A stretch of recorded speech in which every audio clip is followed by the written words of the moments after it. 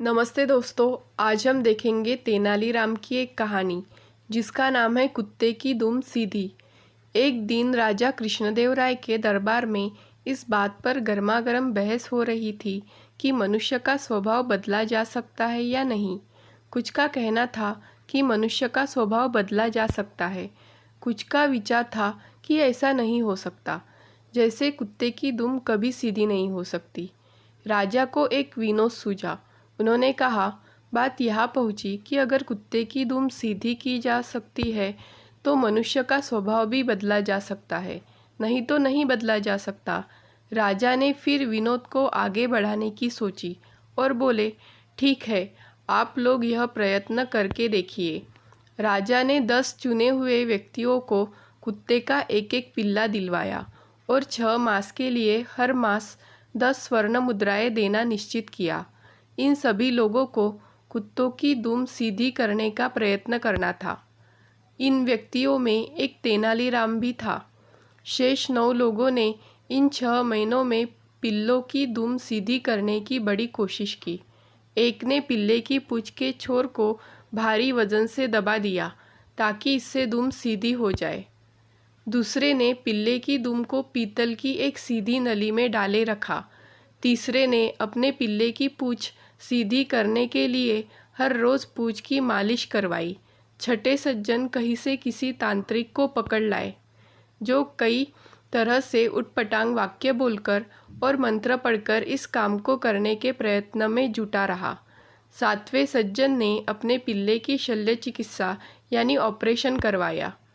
8वां व्यक्ति पिल्ले को सामने बिठाकर 6 मास तक प्रतिदिन उसे भाषण देता रहा कि पूंछ सीधी रखो भाई, सीधी रखो।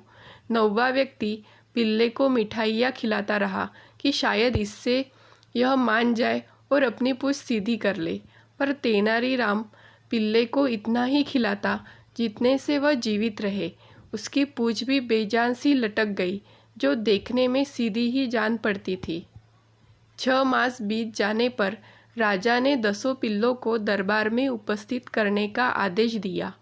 9 व्यक्तियों ने हट्टे कट्टे और स्वस्थ पिल्ले पेश किए।